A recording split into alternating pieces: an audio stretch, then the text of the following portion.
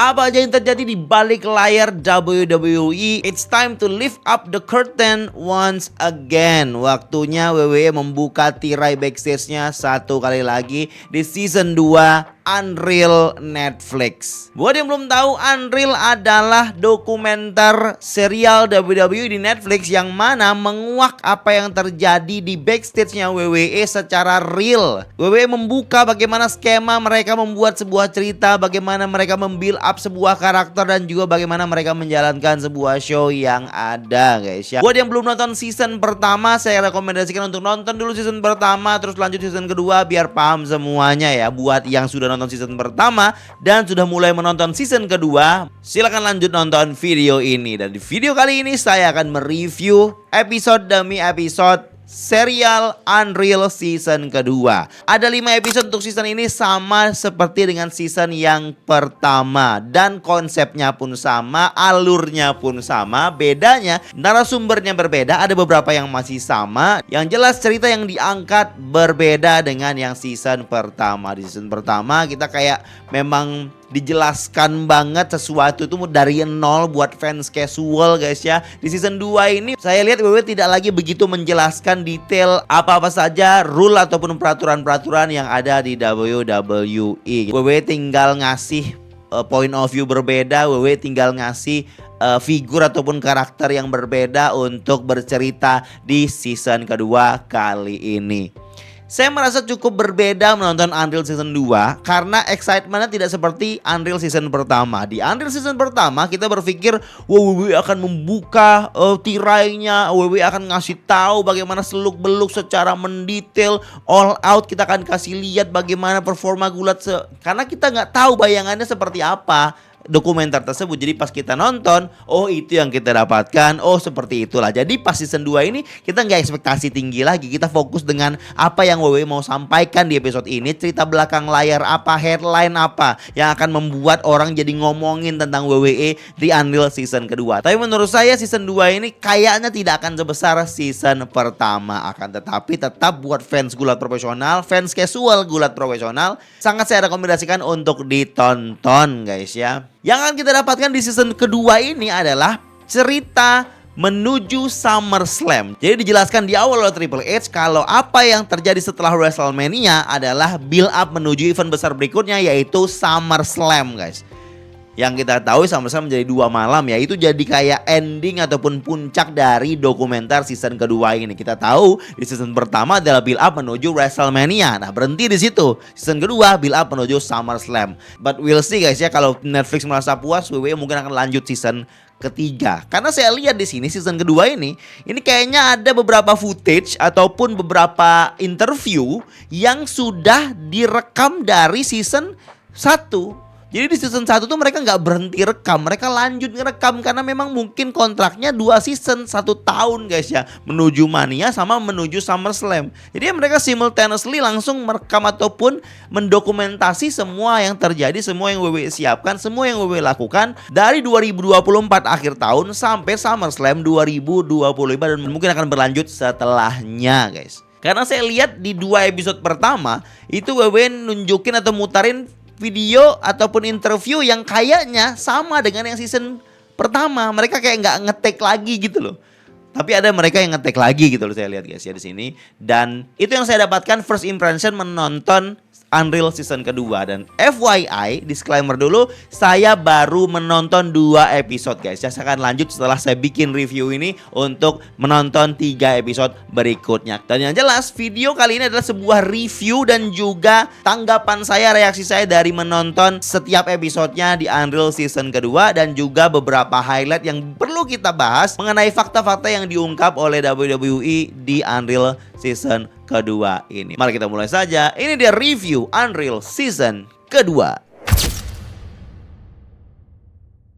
Di episode pertama dengan judul No Days Off, tidak ada hari libur, ini langsung straight melanjutkan dari WrestleMania ke Backlash, guys. Itu yang saya sebut tadi di awal, kalau WWE langsung lanjutin dokumentasi Netflix hingga ke show-show berikutnya. Dan WWE di sini nunjukin, Triple X nunjukin kepada kita kalau WWE itu tidak pernah ada hari libur, tidak pernah berhenti menyiarkan dan menyiapkan untuk berikutnya. Karena setelah WrestleMania yang merupakan end of the season, WrestleMania yang merupakan akhir dari segala cerita, WWE harus segera membuild up lagi, ngasih sedikit kelanjutan dan akan mengarah ke cerita baru menuju Backlash. Dan semua cerita yang dipupuk setelah WrestleMania arahnya yaitu event besar berikutnya, SummerSlam. Ini kayak menekankan dan juga menjelaskan, jadi crystal clear ya bagi penonton mungkin yang masih bertanya-tanya, gimana sih WWE cara build up cerita, dimana sih biasanya penyelesaian sebuah event. Nah, Triple H dan WWE mengungkapkan di Unreal Season yang ini kalau setelah WrestleMania fokusnya WWE adalah big fight feel atau big reveal ataupun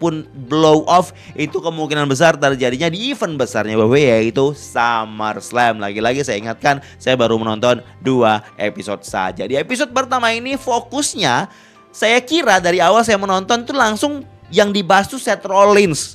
Wah, berarti nih episode pertama langsung bahas SummerSlam-nya Rollins. Ternyata tidak, guys. Jadi episode pertama disebut yang dibahas adalah Rollins karena memang cerita utama dari SummerSlam, cerita utama dari Unreal Season 2 ini adalah Seth Rollins di SummerSlam, yang mana pengungkapan Seth Rollins yang cedera, Seth Rollins yang pura-pura cedera terus dia mengungkap dia cash in Money in the Bank, itu akan dijelaskan flow-nya di episode kelima. Jadi di episode pertama ini kayak dikasih tease-nya tentang Seth Rollins di awal. Jadi di awal kita dapat informasi kalau Rollins ini adalah pegulat yang memang berasal dari independen. Dia dapat nama Seth Rollins dari Dusty Rhodes yang waktu itu memegang dirinya atau menghandle dirinya di NXT di awal-awal. Nama aslinya Colby Lopez, guys ya.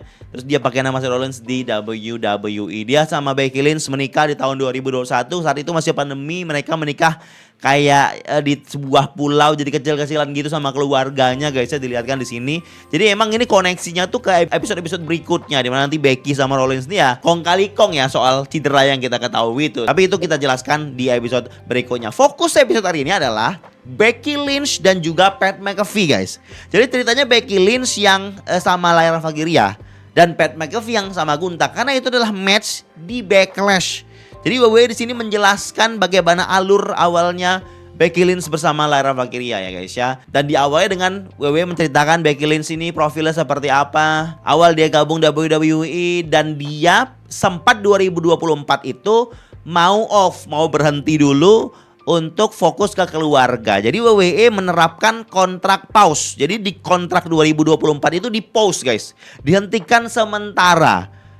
Dia fokus 1 tahun lebih apa 2 tahun, 1 tahun lebih ya. Dia fokus ke anaknya, fokus ke keluarga gitu. Karena berat ninggalin anaknya setelah dia balik lagi di 2021 atau 2022 SummerSlam waktu itu, guys ya. Dan dia return di WrestleMania kita tahu sebagai partner pengganti Bayley untuk Lyra Valkyria dan mereka menang championship. Dan di Raw setelahnya Becky Lynch dan juga Lyra Valkyria juga kehilangan title-nya langsung untuk Liv Morgan dan juga Raquel. Itu yang membuat kalahnya Lyra Valkyria dan Becky Lynch langsung mengajar Lyra Valkyria di situ dan membuat cerita Lyra Valkyria dan juga Becky Lynch. Dan diungkap di sini profil Lyra Valkyria juga. Dia tuh masuk ke dunia gulat profesional itu gara-gara dia terinspirasi dengan Becky Lynch. Jadi dia pernah nonton NXT waktu itu, debutnya Becky Lynch sebagai orang Irlandia gitu, dan si Lyra Valkyria juga orang Irlandia. Dia lihat Becky kayak gitu, dia pengen kayak gitu juga. Jadi inspirasi pertama itu Becky. Ya udah, selama masa karirnya, selama masa hidupnya menjadi seorang pegulat atau pengen jadi pegulat WWE, ya dia role modelnya adalah Becky Lynch. Jadi ketika dia di WrestleMania,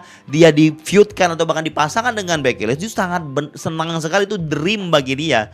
Dan WWE memasangkan Becky Lynch ketika return dengan Lyra Valkyria tujuannya adalah untuk put over Lyra Valkyria. Jadi dijelaskan di sini bagaimana perannya Becky untuk naikin Lyra, perannya Becky untuk membuat Lyra Valkyria menjadi sosok yang lebih dikenal, menjadi sosok yang lebih over. Karena sebelum ada Becky, Lyra Valkyria bersama Bayley itu juga bagian dari put over, cuma nggak diceritakan di sini. Tapi Lyra itu tidak sebesar itu, masih kerasa kayak dia ini masih ya mid card yang susah untuk masuk level main eventer, tapi tetap disupport, cuma nggak sebesar itu.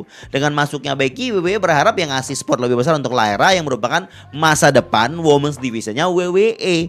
Itu yang WWE lakukan dengan memasangkan Becky sama Lyra ini, dan ini storynya berlanjut menuju Backlash match mereka. Dan plan ini sempat dirapatkan, kita lihat guys, idenya tuh di Ed Koski. Ed Koski ini kayak ada peran di video di season 2 Netflix ini, berlanjut perannya sebagai orang yang punya ngide ya guys.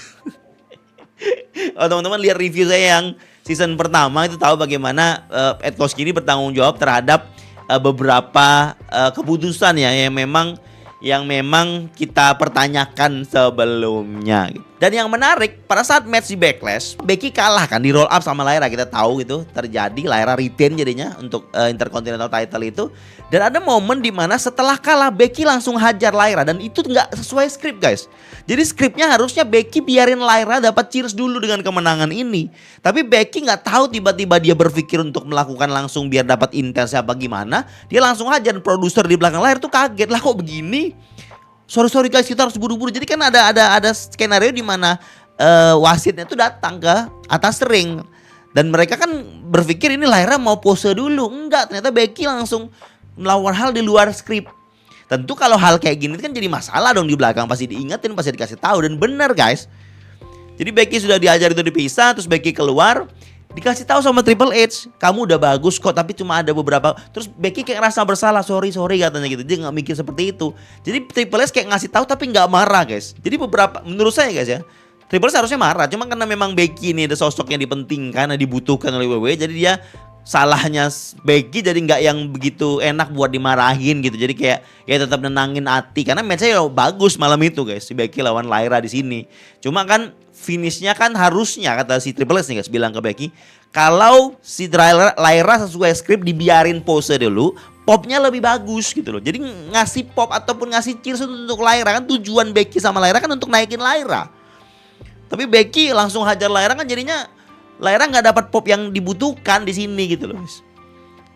Jadi akhirnya Becky merasa nggak enak, cuma karena matchnya bagus ya Triple H oke aja. Jadi saya dapat insight-nya guys. Ternyata seharusnya Becky diem dulu, nggak langsung hajar. Saya waktu di Backlash Watch Along kayaknya juga kaget guys ngelihat Becky langsung hajar gitu loh, nggak ngasih spot Lyra untuk ya pose dulu, dapat cheers dulu dari penonton. Yang memang tujuan awalnya seperti itu. That's it, that's the story of Becky dan juga Lyra Valkyria gitu. Nah di Backlash juga ada match, kita tahu Pat McAfee lawan Gunta. Salah satu match yang saya tidak suka karena Gunta habis kalah dari Jey Uso nggak langsung ke Jey Uso, malah ke Pat McAfee dulu. Diceritakanlah bagaimana caranya untuk buat Gunta ini tetap mengancam dan dapat kesan realnya guys. Tahu idenya siapa? Ini nggak nyebut idenya siapa ya, tapi yang ngomongin soal ini dan ngomong adalah Bruce Prichard sama Ed Koski. Orang inilah yang punya ide Pat McAfee masuk ke dalam story dan match di Backlash. Tujuan utamanya adalah membuat kesan real dari si Gunta yang marah akibat title-nya didapat Jey Uso di WrestleMania dan dibikin tap out.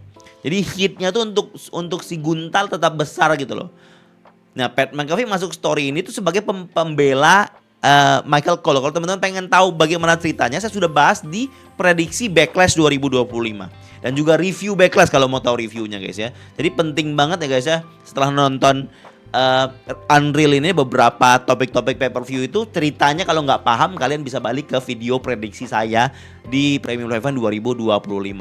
Yang jelas kesan real yang diberikan kepada Gunta yang pembuli ini, Gunta yang kesal setelah kalah biar Gunta tetap jadi dapat hitnya, ya dimasukkan Pat McAfee di dalamnya. Awalnya memang Michael Cole yang dimarahin oleh Gunta karena Michael Cole itu di build up sengaja untuk merasa kayak champion sebelumnya itu tidak sebagus Jey. Champion sebelumnya itu tidak sepantasnya, jadi gitu-gitulah, kayak merendahkan gitu loh. Padahal cuma dari komentator doang. Terus kayak kesan realnya tuh dibangun ketika Gunta itu sleeper hold si Pat McAfee sampai mukanya merah gitu guys.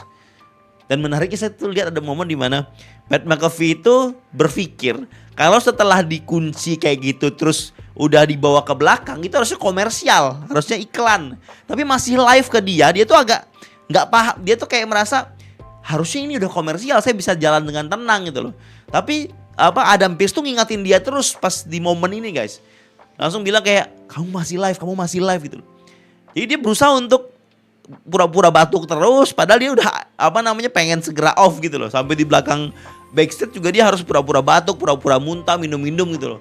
Padahal kondisinya dia ngerasa kayak berat juga ya gitu, tapi ya dia harus melakukan acting yang sebisanya dia gitu loh. Karena kita tahu waktu momen itu adalah momen iklan memang, tapi kan di Netflix masih on. Di round Netflix masih on, nggak ada iklannya gitu loh. Itu yang momen yang dia agak kaget guys ya. Dan pada akhirnya memang Pat McAfee nunjukin kalau dia ya bisa ngasih perlawanan, tapi ya nggak mungkin juga Gunta akan bisa kalah di sini ya. Pat McAfee yang kalah gitu loh. Ada momen di mana Pat McAfee kayak dia mau berusaha untuk tetap bertahan gitu kan sih. Itu momen-momen yang di build up juga oleh produser-produser di belakang layar yang ngomong ke wasit ini untuk ngarahin si Pat McAfee untuk tetap bertahan dulu sampai dikasih tahu kalau dia harus segera tap out, segera pingsan ya, bukan tap out, pingsan.